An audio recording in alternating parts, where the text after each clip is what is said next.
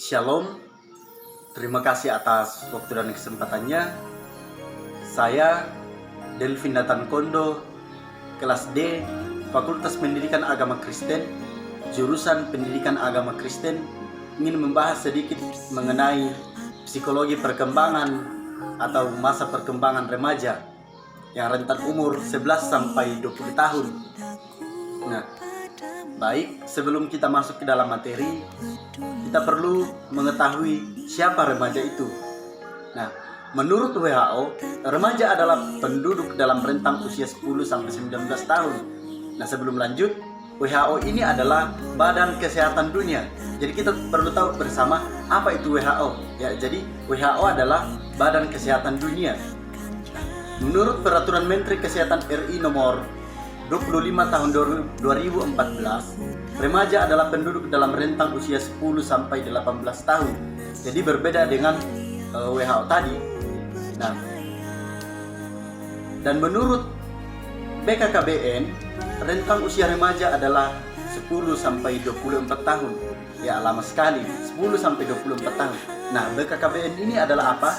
BKKBN adalah Badan Kependudukan dan Keluarga Berencana. Nah, itulah beberapa pendapat mengenai siapakah remaja itu. Lanjut, nah ada beberapa fase remaja. Yang pertama yaitu pra-remaja atau masa sebelum remaja. Nah, yang berumur 11 atau 12 sampai 13 atau bahkan 14. Nah, pra-remaja ini mempunyai masa yang sangat pendek, kurang lebih hanya 1 tahun. Untuk laki-laki usia 12 atau 13 tahun. Nah, ini hanya terjadi 1 tahun. Nah, pra-remaja itu adalah apa? Nah, perubahan-perubahan termasuk suasana hati yang tak terduga. Ya, biasa kalau kita sebelum masuk remaja itu kira-kira apa yang terjadi? Ya, kita sering emosi atau perasaan hati yang tak terduga. Bagaimana yang dimaksud di sini? Ya, tak terduga artinya selalu menduga-duga. Nah, yang kedua, remaja awal. Nah, remaja awal ini berusia sekitar 13 atau 14 sampai 17 tahun. Nah, pada fase ini perubahan-perubahan terjadi sangat pesat dan mencapai puncaknya. Ketidakseimbangan emosional dan ketidakstabilan dalam banyak hal terdapat pada usia ini. Ya, jadi pada usia ini yang dimaksud adalah kita sering tidak stabil, sering emosi semakin meningkat dan kecenderungan itu muncul pada usia ini. Nah, juga pada usia ini kita selalu mencari identitas. Kita bergaul ke sana kemari untuk mencari identitas atau lingkungan hidup kita. Nah, yang ketiga adalah remaja lanjut, yaitu sekitar usia 17 sampai 20 atau 21 tahun. Nah, dirinya ingin menjadi pusat perhatian, ia ingin menonjolkan dirinya, ia idealis, mempunyai cita-cita tinggi, bersemangat dan mempunyai energi yang besar. Nah, sama seperti sekarang, itu adalah masa-masa SMA. Nah, di masa SMA kita tahu bersama bahwa masa itu adalah masa yang paling inti. Ciri-ciri masa remaja. Nah, pertama, masa remaja sebagai periode peralihan. Ya, sebelum periode peralihan adalah masa dari pra-remaja ke dewasa. Ya, itu perlu kita tahu bersama. Yang kedua, masa remaja sebagai periode perubahan. Ya, di dalam masa remaja ini kita selalu berubah-ubah karena emosional kita yang tidak menentu. Yang ketiga, masa remaja sebagai usia bermasalah. Ya, usia bermasalah di sini yang dimaksudkan adalah kita sering tidak tahu bagaimana kita ke depannya. Kita sering bingung, kebingungan dalam mencari jati diri yang sebenarnya. Ya, kebingungan ya itu sangat bermasalah pada mental seorang anak biasanya dan dapat mempengaruhi perkembangan selanjutnya. Yang keempat adalah masa remaja sebagai masa mencari identitas. Ya, berulang-ulang sudah dijelaskan bahwa masa remaja adalah masa mencari identitas di mana kita mencari lingkungan hidup kita. Mencari lingkungan artinya kita harus bergaul kemana, bergaul dengan siapakah kita. Yang kelima, masa yang tak realistis. Ya, itu tadi kita selalu kebingungan kemana kita akan selanjutnya. Ya, bingung di situ, usia bingung. Yang keenam, masa remaja sebagai ambang masa dewasa. Ya. Ambang masa dewasa. Jadi ketika kita sudah melewati masa remaja, kita sudah di awal dan sudah diproseskan untuk mempersiapkan diri kita ke masa yang lebih tinggi atau masa yang lebih tua, yaitu masa dewasa. Baik, sifat dan sikap remaja. Ya, bagaimana ini? Abu Ahmad dan Munarwan Soleh menambahkan bahwa pada masa pra-pubertas setelah ditandai oleh kematangan jasmani, secara primer dan sekunder juga ditandai dengan kematangan tertir, diantaranya timbulnya perasaan-perasaan negatif, ingin dilepas dari kekuasaan orang tua. Ya, contohnya ini ya, kita selalu membangkang kepada orang tua pada masa-masa rentan remaja kita, 10 sampai 17, 20 tahun. Ya, di situ kita selalu ingin bebas, kita tidak ingin terikat kepada orang tua lagi. Tetapi orang tua kadang belum mengizinkan dan belum sewajarnya mengizinkan. Pada masa ini ditemui 3 tanda, diantaranya adalah dalam masa remaja biasanya anak cenderung bersikap tertutup, penuh keanggungan dan senang termenung. Ya, tertutup. Ya, tertutup. Bagaimana ini? Ya, sering orang tua bertanya apa yang sedang kamu pikirkan, atau teman sebaya kita sedang menanyakan apa yang kamu pikirkan, tetapi kita tidak memberi respon apa-apa. Karena apa? Ya, masa remaja mulai ada. Ya, ketertutupan itu mulai ada dari dalam diri kita. Nah, yang kedua, dalam kegiatan mencari pedoman hidup cenderung bersikap menerima norma-norma sosial dan agama, serta timbul perasaan merindu puja. Ya, masa-masa yang dimaksud dalam ini adalah saling merindukan satu sama lain. Ya, khususnya dalam lingkungan percintaan lah. Yang terakhir, pada kegiatan memasukkan diri pada masyarakat, bersikap mulai mengenal macam corak kehidupan meski belum sempurna, membedakan dan menyeleksinya. Nah, kira-kira apa yang dimaksud ini? Ya, contoh, remaja laki-laki membantu dalam bergotong royong, tetapi ikut serta-merta di dalam, namun belum mengenal betul lebih dalam apa yang harus dikerjakan. Masih terombang-ambing dan masih meminta respon dari orang yang lebih tua. Itulah yang dimaksud dengan kehidupan meski belum sempurna, membedakan dan menyeleksinya. Nah, aspek-aspek perkembangan remaja. Yang pertama, perubahan fisik.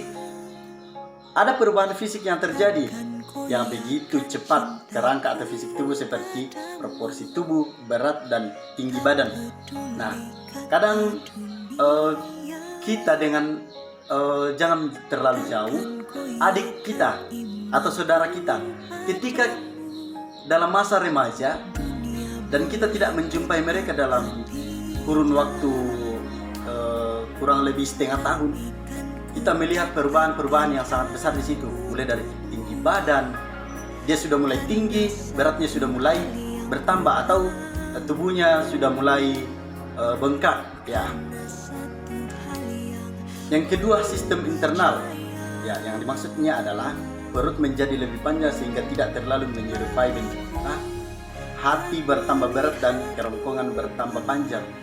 Otot-otot di perut dan dinding-dinding usus menjadi lebih tebal dan kuat. Usus bertambah panjang dan bertambah besar, dan sebagainya. Ya, ini adalah perubahan internal atau di dalam diri kita, di dalam diri remaja yang terjadi, atau bagian-bagian dalam organ tubuh.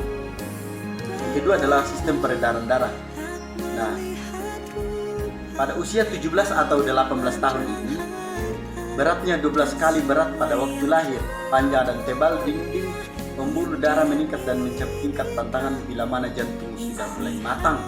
Nah, jadi pada usia 17 atau 18 tahun, berat jantung atau berat jantung kita itu 12 kali lipat bertambah dari dibandingkan sejak lahirnya kita. Jadi sudah bertambah besar. Yang ketiga, sistem pernafasan. Kapasitas paru-paru anak perempuan hampir matang pada usia 17 tahun. Anak laki-laki mencapai tingkat kematangan beberapa tahun kemudian. Yang ketiga, sistem emosi. Yang ketiga adalah perkembangan emosi.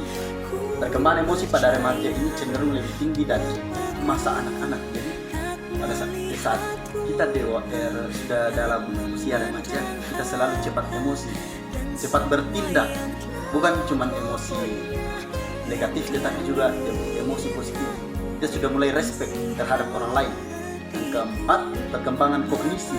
Pada masa ini sistem syaraf yang memproses informasi berkembang secara cepat dan telah terjadi lingkungan syaraf lobe, yaitu kemampuan merumuskan perjalanan strategis atau mengambil keputusan.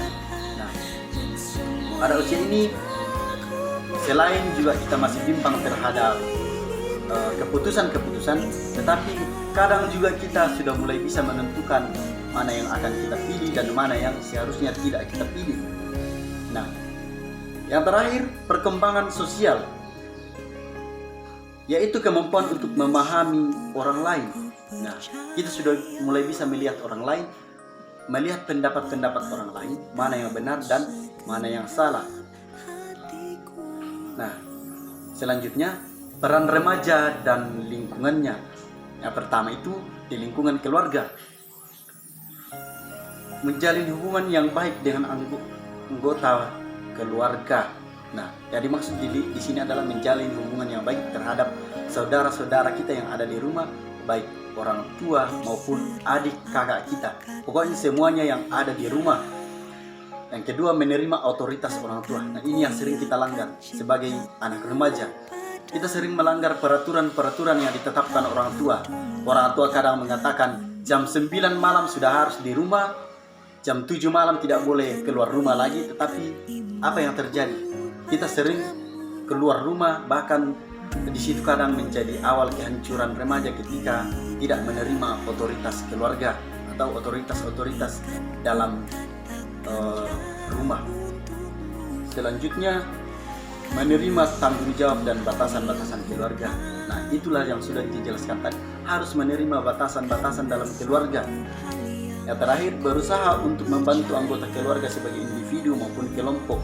Nah, kira-kira bagaimana ini yang dimaksud? Kita harus bekerja sama dengan orang tua serta saudara-saudara kita yang ada di rumah. Nah, yang kedua, di lingkungan sekolah. Bersikap respek dan mau menerima peraturan sekolah. Nah, ini yang sering kita langgar sebagai orang remaja, khususnya di SMA. Kita sering bolos, mencontek saat ujian dan lain sebagainya. Berpartisipasi dalam kegiatan sekolah. Nah, ini sangat sering kita lakukan, contohnya pramuka dan kegiatan-kegiatan lainnya. Menjalin persahabatan teman-teman di sekolah, ya. Berlapang dada, berkeluarga di dalam kelas atau dalam lingkungan sekolah sekalipun. Bersikap hormat terhadap guru, pemimpin sekolah dan staf lainnya. Ya, kita harus selalu menghormati orang tua kita di sekolah. Yang dimaksudkan di sini adalah guru, orang tua serta staf lainnya. Membantu sekolah dalam merealisasikan tujuan-tujuannya. Ya, apa yang dimaksud ini? Ya, kita harus menjalankan visi misi yang dijalankan sekolah sebagai seorang remaja. Ketiga, di lingkungan masyarakat, mengakui dan respek terhadap hak orang lain. Contoh di sini berupa tanaman. Kita harus mengakui bahwa itu adalah tanamannya meskipun ada masalah di situ, dan kita kadang mengatakan bahwa itu bukan miliknya, tetapi kita harus mengakui bahwa itu adalah milik dari yang memang mempunyai hak tersebut. Yang kedua, memelihara jalinan persahabatan dengan orang lain. Kita harus bersaudara dengan semua orang, khususnya di lingkungan kita. Ya, bagaimana kita menjalin persahabatan atau kekeluargaan di lingkungan kita? Ya, selalu berlapang dada, kerjasama dan sebagainya. Yang terakhir, bersikap simpati terhadap kesejahteraan orang lain. Nah, bersikap simpati. Simpati bagaimana yang dimaksud dalam hal ini sebagai kesejahteraan orang lain. Nah, yang dimaksud di sini adalah kita harus mengakui keunggulan-keunggulan orang lain. Meskipun kita merasa diri kita sudah hebat, tetapi masih ada orang yang lebih hebat. Atau pepatah mengatakan, di atas langit masih ada langit. Sebelum saya mengakhiri presentasi saya mengenai psikologi perkembangan pada masa remaja, di sini saya akan membacakan kita bersama tentang kesimpulan yang sudah saya ambil. Dunia remaja adalah dunia yang penuh warna dan unik. Dari sekian untaian pertumbuhan dan perkembangan remaja, masa yang paling sering menjadi perhatian tentu saja adalah ketika masa pubertas itu datang. Jenjang pertumbuhan secara jasmani tersebut dapat dipakai sebagai ciri pertumbuhan remaja di tingkat awal, yang selanjutnya akan dilanjutkan dengan masa ketika remaja mengalami fase penyesuaian diri antar pribadi dan lingkungan sosial yang lebih luas. Itulah hasil presentasi saya. Semoga bermanfaat buat kita semua, terkhusus buat adik-adik remaja yang akan mempersiapkan diri ke dalam masa yang lebih tinggi atau masa dewasa. Terima kasih.